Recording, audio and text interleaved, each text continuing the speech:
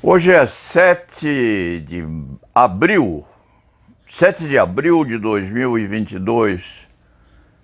São 16 horas e 5 minutos de uma tarde quente aqui em São Paulo. Este antigo escrevinhador de direito penal, processo penal e outras lonjuras não tem hora certa para fazer essas crônicas.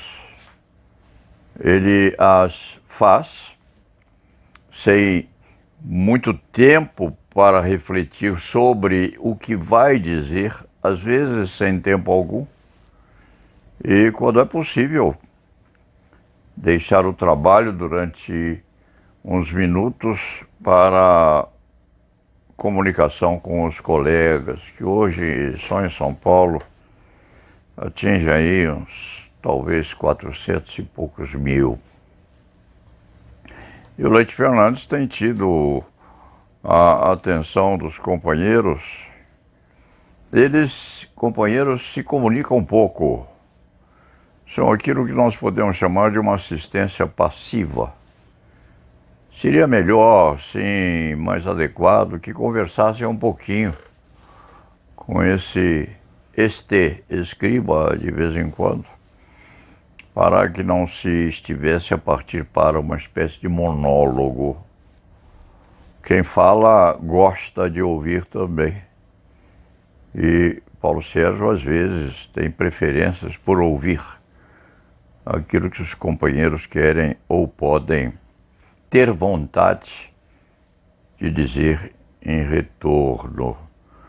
O Leite Fernandes hoje teve a atenção despertada por este livro, que é um clássico já hoje, em 5ª edição, sim, Nulidades no Processo Penal.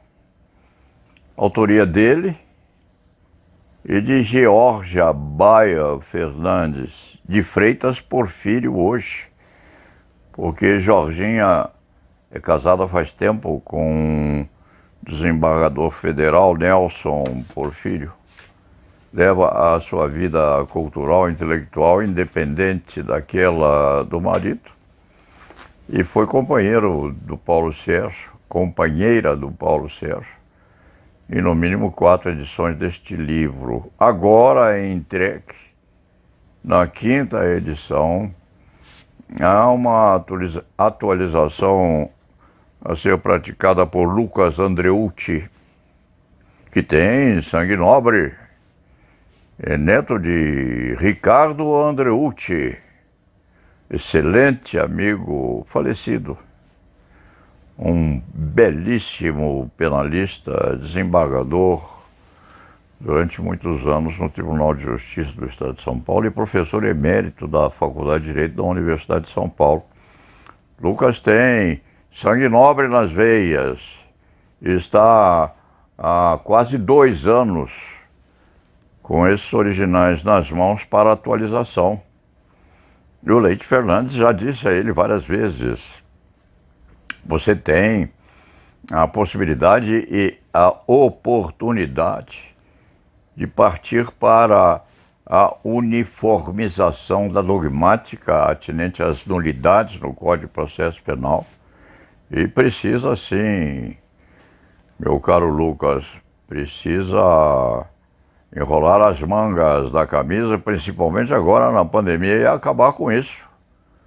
E atualizar em definitivo esse manual sobre nulidades no processo penal, que deu ao Leite Fernandes, pela primeira vez em 60 anos, este antigo cronista de direito penal e processo penal foi citado no Supremo Tribunal Federal pelo ministro Lewandowski. Citação esta que emocionou muito este quase fabulador da teoria do processo penal no capítulo de nulidades. Então, Lucas, uma recomendação pública: este velho professor, este quase mestre, e hoje um professor aposentado numa faculdade respeitada, de direito inclusive, já lhe pediu várias vezes, em segredo, com muita discrição, que você acabasse esta atualização. Nós todos sabemos que a vida de um criminalista como você é muito, muito atarefada e atribulada. Mas isso aqui é uma obra extremamente sedutora, principalmente para os dogmatas jovens, pós-graduados como você, e com um sangue muito enobrecido nas veias. Então, publicamente, o Paulo Sérgio Leite Fernandes pede a você que atualize esse livro em definitivo, porque os tempos rugem à volta daqueles que estão envelhecendo, e os velhos gostam de ver terminadas as coisas iniciadas. Então, Lucas Anderucci, vamos lá, vamos atualizar esta 5ª edição de Nulidades de Processo Penal de Paulo Sérgio Leite Fernandes e Jorge Bayer Fernandes. Aqui a razão principal pela qual o Paulo Sérgio trouxe a visão deste manual sobre nulidades no processo penal, porque queria lembrar o nome de Georgia Bayer Fernandes. Georgia Bayer Fernandes, hoje, Georgia Bayer Fernandes de Freitas Porfírio, se liga a um livro muito interessante que o Leite Fernandes terminou de ler pela 3ª ou 4ª vez, de Peter Burke, O Polímata. O que é um polímata? O Leite Fernandes diria o que é uma polímata. O que são os polímatas e as polímatas? São criaturas com interesse plurimo na ciência e nas sedutoras permissivamente postas na história da humanidade, nas sedutoras especificações da cultura humana. Em outros termos, em termos mais simples, são criaturas que se interessam por várias tentações intelectuais ao mesmo tempo. E nós machistas, temos a vaidade, é quase um pleonasmo, a vaidade de entendermos que os polímatas são só homens. Não. Existem também as polímatas, ou seja, as mulheres atraídas pelas várias especificações sedutoras, sim, da cultura humana.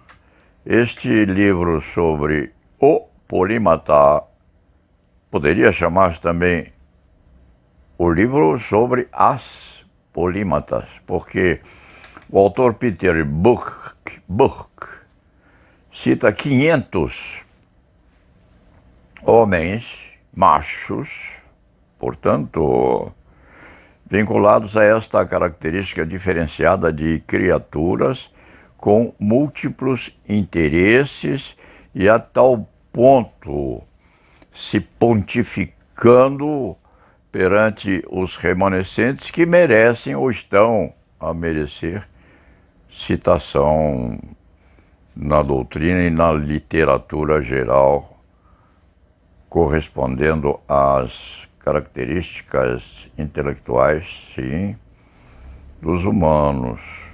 Então, como se define um polímata? O Paulo Sérgio diria, como se define uma polímata? A definição é aquele, e o Leite Fernandes diria, é aquela, o Leite Fernandes diria, é aquela que se interessa por muitos assuntos e aprende, sim, ao redor muitas especificidades da cultura humana. Este Peter Burke refere 500 nomes de diferenciados polímatas no mundo inteiro. E nesses 500 nomes coloca apensamente coloca umas 20 ou 30 mulheres. O Leite Fernandes cita algumas: Marie de Gournay, Batsua Maquin, Helena Cornaro, Émilie de Châtelet, Maria Gaetana Agreste, Germanie de Staël, Dorothea Scholler, May Somerville e Harriet Martineau. Nenhuma brasileira é citada entre eles todos. Sim, circundando o globo terrestre, 470 denominações dos nossos colegas homens e umas 20 mulheres citando. Nenhuma brasileira está entre eles. Há o nome de 2 ou 3 brasileiros que são postos também entre os estrangeiros. Esses polímatas têm, na literatura geral, o nome de portadores da chamada Síndrome de Leonardo da Vinci. Porque Leonardo da Vinci tinha o costume, o hábito de começar as coisas e às vezes de não as terminar. E a síndrome de Leonardo, assim chamada, é posta ou aposta para aqueles que têm muitos projetos. Gilberto Freire seria um brasileiro posto aqui entre os 500, um daqueles que começariam determinados trabalhos intelectualizados, não os terminando. Então, síndrome de Leonardo da Vinci, que tinha essas propensões, porque era arquiteto, era pintor, era escultor, tinha várias qualidades, alguns defeitos, entre eles de gostar de trabalhar pouco. O escriba brincou outro dia que um polímata deveria ser aquele que se tornaria, ou se tivesse tornado protegido por uma figura exponencial, ou no entesouramento da espécie humana no Brasil, por exemplo, tivesse sido posto na corte em Brasília, só para exemplificar, sem precisar trabalhar, apenas pensando e se tornando comensal à mesa do rei. Se alguém conhecer aqui no Brasil alguém que possa candidatar-se a ser um polímata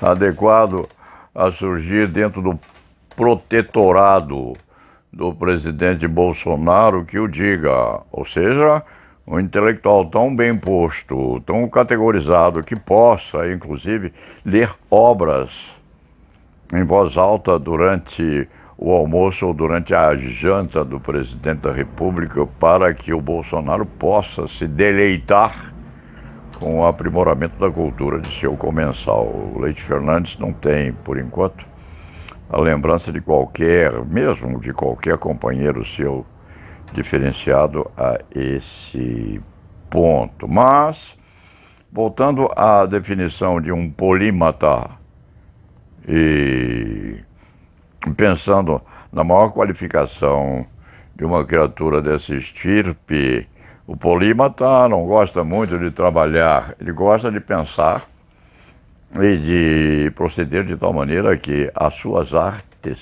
sejam colocá-las concretamente perante os companheiros no sentido de ser diferenciado o polímata, inclusive no futuro próximo ou distante. O Leite Fernandes deu o nome de umas 20 ou 30, 20 polímatas postas por aí nesse arredondamento do nosso mundo, entre os 470 ou 480 polímatas com categoria de masculinização. E não encontrou, repete, uma única mulher dita portadora dessas qualidades na nossa brasilidade. Isso deixa o Leite Fernandes aborrecido, porque nós temos sim companheiras portadoras de qualidades excelsas, merecendo portar também o diploma ou a denominação de polímatas, porque nós temos colegas que pintam muito bem, poetisas categorizadas, romancistas também. Nós temos, sim, muitas companheiras que mereceriam estar dentro desse organograma apresentado por Peter Burke, uma história cultural de Leonardo da Vinci a Susan Sontag. Por que é que o Paulo Sérgio Leite Fernandes, para terminar esta conversa, que não deve ir longe, a fim de que os nossos ouvintes não se cansem, por que que o Paulo Sérgio começou esta crônica mostrando o livro Nulidades no Processo Penal, de sua autoria, em quinta edição, submetida a tal atualização ao ex-discípulo Lucas Andreucci, que há de terminar esta atualização, sim, Lucas. O Paulo Sérgio vai ficar pendurado à sua volta, forçando você a acabar isso aí, porque, afinal de contas, você é doutor em Direito. O Paulo Sérgio é um rábula, você é doutor em Direito Penal. Você é herdeiro de Ricardo Andreucci e você vai terminar esta coisa, esta atualização, porque é um livro bom, categorizado, é um produto de esforço muito grande que você não vai deixar na gaveta. Você vai acabar isso aí. Trabalhou aqui, aprendeu aqui, foi discípulo deste antigo criminalista e vai terminar isso aí. Leite Fernandes vai ficar na sua cola. Poderia chegar a dizer, ô Lucas, você está demorando demais, me devolve isso aí. Não, não, não, não. Isso é uma tarefa que o velho está atribuindo àquele que, num certo sentido, está a sucedê-lo também como um discípulo muito futuroso. Você, como outros que trabalharam aqui, que aprenderam aqui, tem um futuro muito bonito e você vai terminar aquilo que você começou a fazer há 2 anos atrás, antes da pandemia, muito antes da pandemia. Isso aí nem justifica você estar demorando tanto para acabar isso aí, tá bom? Vamos terminar isso aí. Então, por que o Paulo Sérgio pôs aqui, Paulo Sérgio Leite Fernandes, Georgia Bayer Fernandes?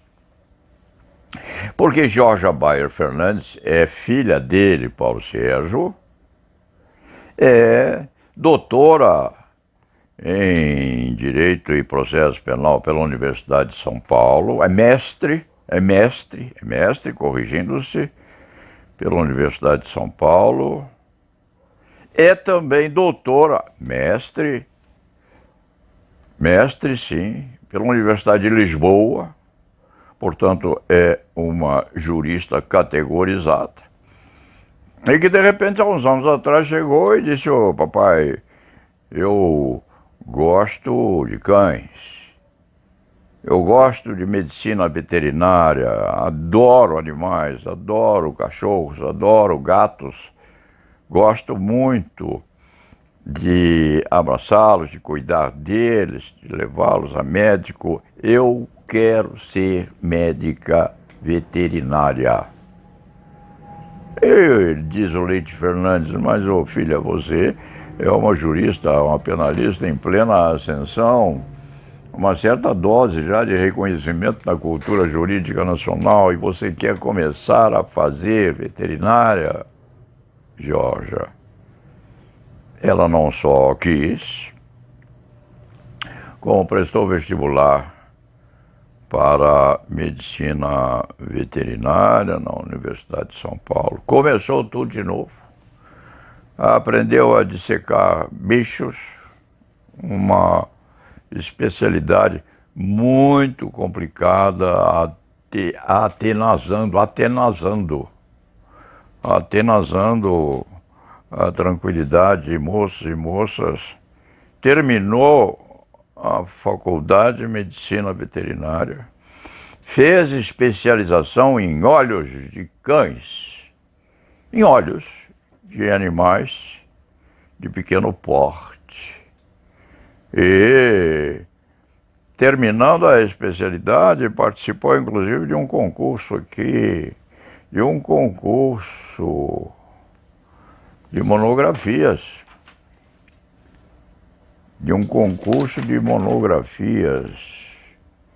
apresentando uma tese sobre um caso raro de hemangiosarcoma intraocular em animal de pequeno porte, em cão, supostamente primário. E havia várias candidatas e vários candidatos muito bem condimentados na tentativa de concorrer com sucesso ao prêmio final. E a Georgia Bayer, que é concomitantemente mestre em processo e direito penal pela Universidade de São Paulo, pela Universidade de Lisboa, foi premiada no tema que ela escolheu na sua tese concorrente, um caso raro de hemangiosarcoma retroocular supostamente primário em cão. Se nós vertêssemos isto para a ciência do direito penal, nós poderíamos dizer um caso atípico de Tatbestand-Messigkeit, que os alemães usam para traduzir para a língua deles complicada tipicidade, adequação típica ou tipicidade do fato à norma, qualquer coisa nesse sentido. Mas a Georginha escreveu a tese, concorreu e foi premiada conforme a foto que ela mandou ao papai hoje na madrugada.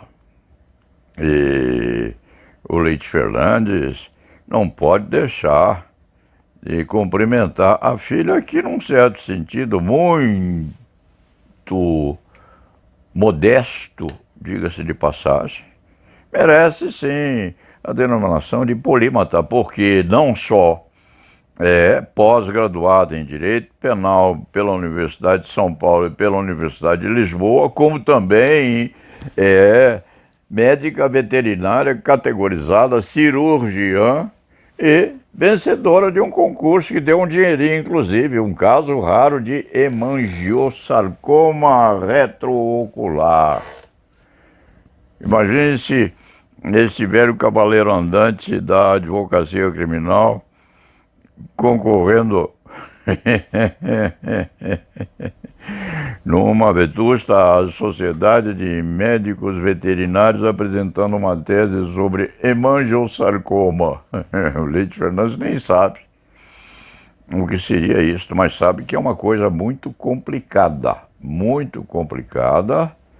e que o deixa extremamente orgulhoso, porque isso diz com uma duplicidade de interesses da sua filha, na caneta sim, no computador também, e no bisturi do cirurgião veterinário. A Georginha precisa estar satisfeitíssima. É bom que ela esteja satisfeitíssima, porque a família toda está também acarinhadamente a abraçá-la por essa conquista e pela duplicação de titularidade. A Georgia Baia Fernandes de Freitas Porfírio é mestre em Direito Penal e Processo Penal pela Faculdade de Direito da Universidade de São Paulo e da Universidade de Lisboa e, além disso, é pós-graduada em Medicina Veterinária com habilitação em cirurgia em olhos de cão e cura dessas moléstias que tem, inclusive, esse nome todo esquisito, assemelhado a Tatbestan mesicite, que nós penalistas costumamos usar para ficarmos orgulhosos e reconhecidos pela comunidade. Dito isto, Paulo Sérgio põe a foto da Jorginha recebendo o prêmio nessa sociedade, com a Sociedade Vetusta, é uma espécie de Academia Brasileira de Letras aplicada à medicina, sorridente, alegre, contente, dividindo esse título, esse diploma ou esse prêmio com a família toda. E Leite Fernandes, 60 anos depois de ter começado a advogar, e muitos anos depois de ter ministrado, inclusive, aulas sobre como não ficar emocionado quando vai dissertar sobre um tema a deixá-lo com os nervos à flor da pele e a emoção também posta nas nuvens, o Paulo Sérgio faz de conta que não é com ele, que é com outro, e dá um abração vai fazer de conta que é com outro, na filha querida que tem duplicidade de interesse intelectual por duas ciências aparentemente afastadas uma da outra, o direito penal e a medicina, em outros termos, entre a caneta e o bisturi. E lá na veva.